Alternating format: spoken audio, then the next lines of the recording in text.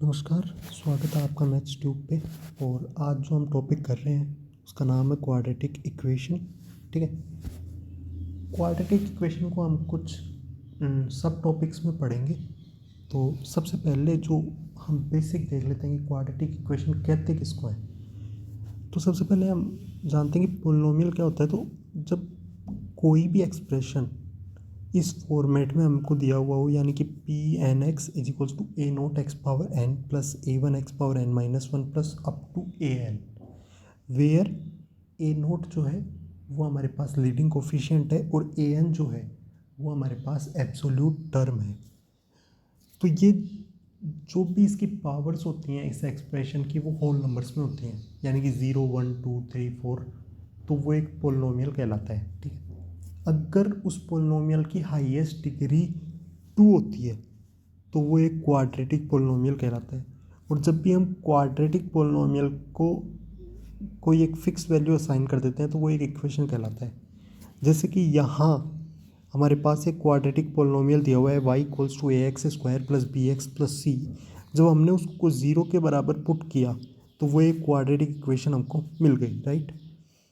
Similarly हमने छोटी class में देखा है कि रिमाइंडर थ्योरम हमारे को पढ़ाई जाती है, जिसमें dividend is equals to divisor into factor plus reminder, ये हमने पढ़ा होता है। तो अगर कोई भी एक्सप्रेशन या कोई भी फंक्शन है पी एक्स, उसको मैं कुछ कोशेंट क्यू एक्स इंटू एक फैक्टर एक्स माइनस के प्लस आर की फॉर्म में रिप्रेजेंट कर सकता हूँ। यानी कि इसका सिंपल सा मतलब ये है कि जब मैं x की जगह k रखता हूँ तो मेरे को जो वैल्यू मिलती है पी एक्स की वो आर है, राइट।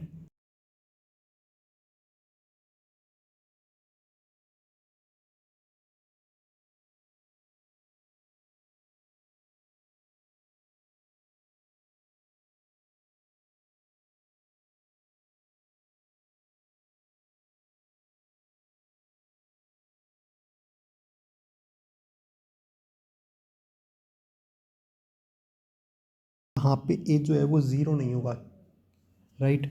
और ए बी सी जो है वो रियल नंबर होंगे। तो अगर हमें x निकालना है तो हम x निकालेंगे x equals to minus B plus minus root D by 2a, जहाँ पे जो d होता है उसकी वैल्यू होती है बी स्क्वायर माइनस 4ac। जो d होता है उसकी वैल्यू होती है बी स्क्वायर माइनस 4ac। तो इस तरीके से हम रूट्स निकाल लेंगे। तो पहला जो रूट हो जाएगा वो आ जाएगा x equals to minus B plus root D by 2a। और जो दूसरा रूट आ जाएगा वो आ जाएगा हमारे पास minus B minus root D by 2a, right. अब नेचर ऑफ रूट्स की रियल होंगे कि इमेजनरी होंगे वो कैसे पता चलेगा। तो अगर डी की वैल्यू ग्रेटर देन 0 है तब रूट्स रियल होंगे और डिस्टिंक्ट होंगे, यानी कि अलग अलग होंगे। और अगर डी 0 के बराबर है तो रूट्स रियल होंगे और इक्वल होंगे। और अगर डी लेस देन 0 है तो रूट्स इमेजनरी होंगे। ना अगर हमारे को किसी इक्वेशन के रूट्स पता है तो उससे हम इक्वेशन कैसे लिखते हैं। तो उससे इक्वेशन लिखने का सिंपल तरीका है X square minus sum of roots into X plus product of roots equals to 0। तो इस तरीके से हम इक्वेशन लिख सकते हैं जब हमें रूट्स पता है। सपोज़ अगर हमारे पास कोई रूट दिया हुआ है, जो हमारे को एक रूट दिया हुआ है 2 और एक रूट दिया हुआ है 3, तो दोनों का सम कितना हो गया 5 और दोनों का प्रोडक्ट कितना हो गया 6। तो इससे हम जो इक्वेशन लिख सकते हैं वो क्या लिख सकते हैं, X square minus 5x plus 6 is equals to 0। तो इस तरीके से हम इसमें एक्सप्रेशन लिख सकते हैं, राइट।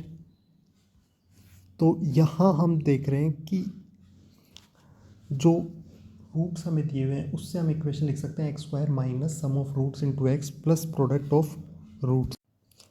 अब यहाँ पे हम बात करते हैं कि जब कोई एक रूट इक्वेशन का हमारे को p प्लस रूट क्यू दिया हुआ है तो उस केस में जो दूसरा रूट होगा वो होगा p माइनस रूट क्यू, क्योंकि जो भी अगर इस फॉर्म में हमारे पास रूट्स होते हैं तो दूसरा उसका कॉन्जुगेट बनता है, यानी कि अगर एक p प्लस रूट क्यू है तो दूसरा p माइनस रूट क्यू होगा, और जो कोफिशिएंट होगा वो रेशनल होगा। इस केस में अगर ऐसे रूट्स आ रहे हैं तो जो कोफिशिएंट होगा वो रेशनल होगा।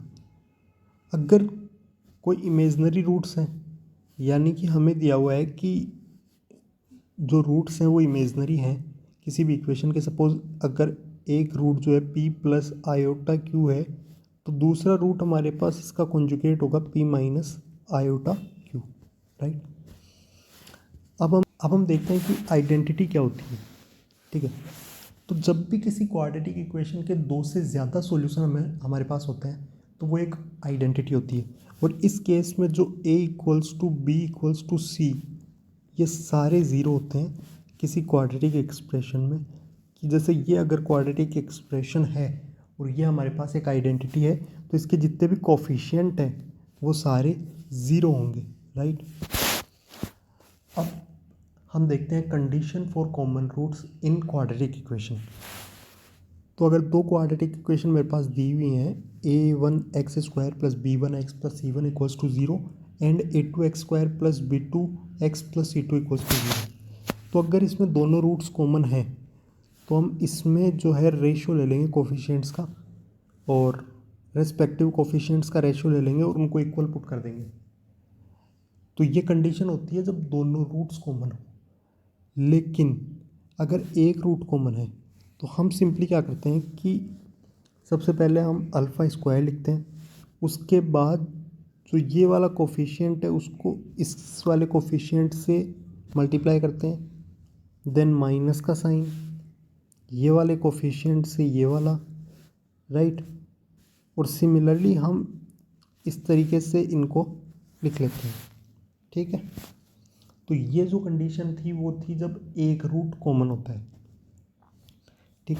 अब हम देख लेते हैं कि क्वाड्रेटिक इक्वेशन के जो ग्राफ हैं वो किस तरह से हम बनाते हैं और किस तरह से वो ग्राफ हम जो इन्फॉर्मेशन है उनसे वो किस तरह से इंटरप्रेट करते हैं, राइट। तो अगर मेरे पास कोई ग्राफ दिया हुआ है जिसमें ग्राफ एक्स एक्सिस को कट कर रहा है तो उसका मतलब है कि वो जहाँ पे वो एक्स एक्सिस को कट कर रहा है वो एक रूट होगा, वो एक रूट होगा।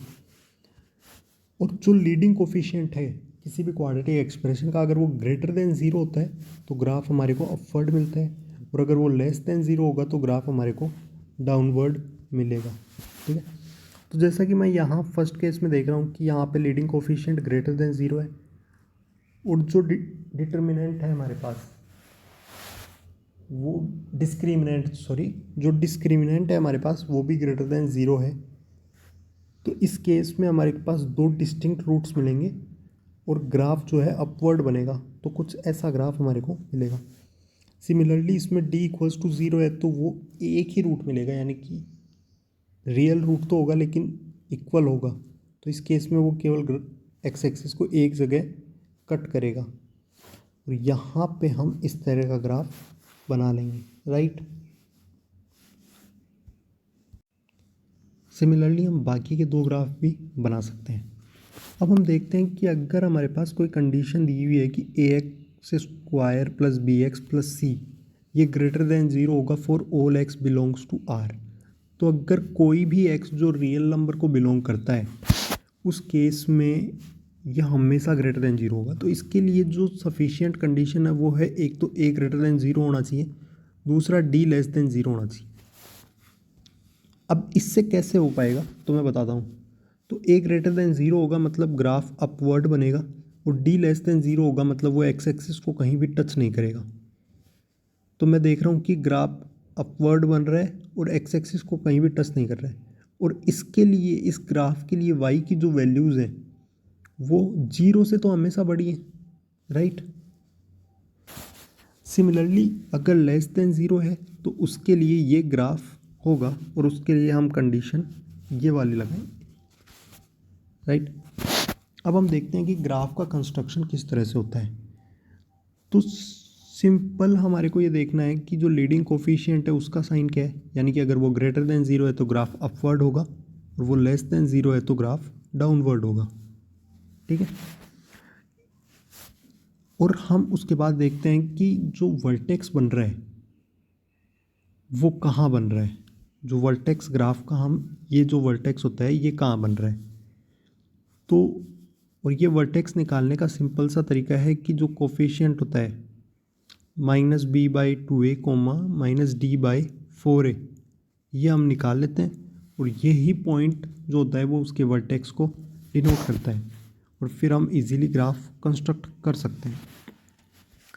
अब हम देखते हैं कि जो लोकेशन ऑफ रूट्स हैं वो किस तरह से हम डिफाइन करते हैं। कि अगर हमारे को कुछ कंडीशन ये जो टॉपिक है लोकेशन ऑफ रूट्स, इसमें हमारे को कुछ कंडीशंस दी होती हैं और उसके बेसिस पे हम एक रफ आइडिया लगाते हैं कि जो रूट्स होंगे वो कहाँ होंगे और किस तरह से होंगे। तो इसमें पहला केस हम लेते हैं कि जब रूट्स हमारे को किसी एक नंबर से किसी स्पेसिफिक नंबर से बड़े दिए होंगे। मान लिया कि वो नंबर डी है, ठीक है। तो हम यहाँ देख रहे हैं कि कुछ इस तरह का ग्राफ हम सोच सकते हैं कि अगर वो डी से बड़ा है तो या तो 2 रूट मिल रहे होंगे या हमारे को एक सिंगल रूट मिल रहा होगा, ठीक। इस केस में जो पहली कंडीशन हम लगा सकते हैं वो ये लगा सकते हैं कि जो डी है वो ग्रेटर देन 0 होगा। अब मैं यहाँ देख रहा हूँ कि जो ग्राफ की वैल्यू है डी पे वो ग्रेटर देन 0 आ रही है और अगर एक की वैल्यू इस ग्राफ के लिए ग्रेटर देन 0 है तो ये कंप्लीट वैल्यू भी greater than 0, A F of D की वैल्यू हमेशा ग्रेटर देन 0 होगी। तो दूसरी कंडीशन हम यही लगा देते हैं, राइट। और तीसरा कंडीशन जो वर्टेक्स होगा इस ग्राफ का वो डी से बड़ा होगा, तो ये तीसरी कंडीशन है। तो ये सफिशिएंट कंडीशंस हैं इस पर्टिकुलर टाइप ऑफ प्रॉब्लम के लिए। सिमिलरली अगर मेरे को किसी स्पेसिफिक नंबर से लेस देन दे रखे हैं रूट्स, तो मैं उस केस में साइंस यहाँ पे जो इनइक्वालिटी का साइन है वो चेंज कर दूंगा इन 2 केस में, एक तो थर्ड वाले में और एक फर्स्ट वाले में। तो यहाँ से मेरे को मेरा आंसर मिल जाएगा, राइट। सेकंड कंडीशन देखते हैं, सेकंड टाइप देखते हैं कि अगर रूट्स के बीच में वो स्पेसिफिक नंबर आ रहा है, तो जैसे कि यहाँ रूट्स हैं और इनके बीच में एक स्पेसिफिक नंबर आ रहा है, तो इसके लिए सफिशिएंट कंडीशन है कि ए एफ ऑफ डी जो होगा वो लेस देन 0 होगा, राइट। टाइप थर्ड हम देख लेते हैं। टाइप थर्ड ये है कि अगर एग्जैक्टली 1 रूट जो है वो किसी इंटरवल में लाई कर रहा हो। सपोज डी से ई को इंटरवल है जहाँ पे ई जो है वो ग्रेटर देन है डी से, तो यहाँ डी है यहाँ ई है, इनके बीच में कुछ एक पर्टिकुलर रूट इनके बीच में लाई कर रहा है। तो उसके लिए जो कंडीशन है वो हम लगाते हैं कि F of D into F of E is less than 0, right. अब इस केस में ऐसा भी हो सकता है कि एक टाइम पे जो एक रूट होगा वो डी के बराबर हो गया, यानी कि ये जो रूट है ये डी के बराबर है और यहाँ कुछ ई आ रहा है। तो इस केस में हमारे को चेक करना पड़ेगा कि वेदर ये इस कंडीशन को सेटिस्फाई कर रहा है या नहीं कर रहा है। इसी में हम टाइप 4 देखते हैं कि जब एक रूट ग्रेटर देन ई होगा और दूसरा रूट लेस देन डी होगा, इस तरह से। तो इसमें हम 2 केस लगा देंगे जो हमने पहले देखा था। तो कुल मिला के जो लोकेशन ऑफ रूट्स हैं इसमें हम 3 ही कंडीशन लगाते हैं। एक कंडीशन हम वर्टेक्स पे लगाते हैं, एक कंडीशन हम डिस्क्रिमिनेंट पे लगाते हैं और एक कंडीशन जो हम लगाते हैं वो उस स्पेसिफिक नंबर पे उस फंक्शन की वैल्यू पे लगाते हैं, राइट। अब हम देखते हैं theory of equation. Theory of equation का सिंपल सा आंसर है, सिंपल सा मतलब है कि जो रिलेशन है रूट्स और कोफिशिएंट इक्वेशन के उनके बीच का, ये एक रिलेशन है इक्वेशन के कोफिशिएंट्स और रूट्स के बीच का। तो जैसे कि अगर मेरे को कोई इक्वेशन दिया हुआ है ax² + bx + c = 0, तो इसमें जो सम ऑफ कोफिशिएंट होगा यानी कि s2 sum of 2 roots will be equal to -b/a, यानी कि coefficient of x by leading coefficient. मैं यहाँ देख रहा हूँ जो b है वो कोफिशिएंट ऑफ x है और जो a है वो लीडिंग कोफिशिएंट है, राइट। सिमिलरली जो S2 है यानी कि प्रोडक्ट ऑफ टू रूट्स, वो हमारे को C/A है। C जो है वो एब्सोल्यूट टर्म है और नीचे लीडिंग कोफिशिएंट है।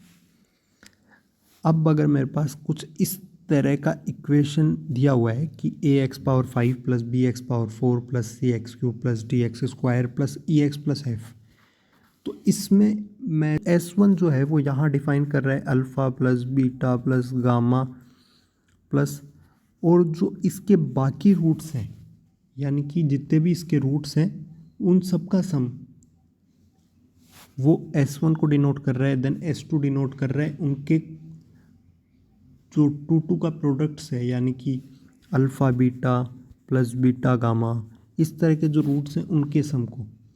तो देखिए यहाँ बड़ी आसानी से मैं लिख सकता हूँ, अगर मेरे को S1 दिया है तो मैं पावर 4 लूँगा और वो उसका जो कोफिशिएंट है वो ऊपर लिखना है और लीडिंग कोफिशिएंट मुझे नीचे की तरफ लिखना है। अगर S1 है यानी कि 1 ओड है तो मैं माइनस का साइन लगा दूँगा। सिमिलरली S2 है तो जो हाईएस्ट डिग्री है उसमें से ये कितना कम है 3, तो 3 का जो कोफिशिएंट होगा उसको मैं ऊपर लिखूँगा और जो लीडिंग कोफिशिएंट होगा उसको नीचे लिखूँगा। और यहाँ 2 है, इवन नंबर है, तो मैं यहाँ माइनस का साइन नहीं लगाऊंगा। S3 है, ओड है, तो माइनस का साइन मैं पहले लगा दूंगा। जो हाईएस्ट डिग्री है उससे 2 कम है तो जो x² का कोफिशिएंट है वो ऊपर, लीडिंग कोफिशिएंट नीचे। तो इस तरह से मैं बाकी भी लिख सकता हूँ। अब हम देखते हैं कि जो रेंज होती है क्वाड्रेटिक इक्वेशन की वो हम कैसे लिखते हैं। तो रेंज को निकालने के कई तरीके हैं। एक तो हम ग्राफ से जा सकते हैं, कंप्लीटिंग स्क्वायर से जा सकते हैं, और एक x को रियल मान के हम d= 0 करते हैं तो वहाँ से भी मेरे पास एक इक्वेशन आता है। कंप्लीटिंग स्क्वायर से जैसे कि हमारे पास एक एग्जांपल है x² + 4x + 25, तो इसमें मैंने इसको कंप्लीटिंग स्क्वायर में चेंज किया और जो इसकी मिनिमम वैल्यू होगी, मेरे को पता है x+2 का होल स्क्वायर, इसकी मिनिमम वैल्यू 0 होगी, तो इस कंप्लीट की मिनिमम वैल्यू 21 होगी, तो 21 टू इन्फिनिटी। ग्राफ से भी हम देख सकते हैं कि जैसे यहाँ पे जो मिनिमम वैल्यू है वो मेरे को वर्टेक्स पे मिल रहा है, तो मैं वर्टेक्स से इन्फिनिटी ये वैल्यू लिख सकता हूँ। और थर्ड केस मेरे पास ये है कि अगर मेरे को x रियल है तो मैं d= 0 करके भी आंसर निकाल सकता हूँ। सिमिलरली हम बाकी पे भी कंडीशन लगा सकते हैं। अगर x पे कोई कंडीशन है तो उस केस में भी हम जो रेंज है वो निकाल सकते हैं। अब रेंज जो है वो एक काफ़ी बड़ा टॉपिक है जिसको हम आने वाले जो चैप्टर्स हैं उसमें भी देखेंगे।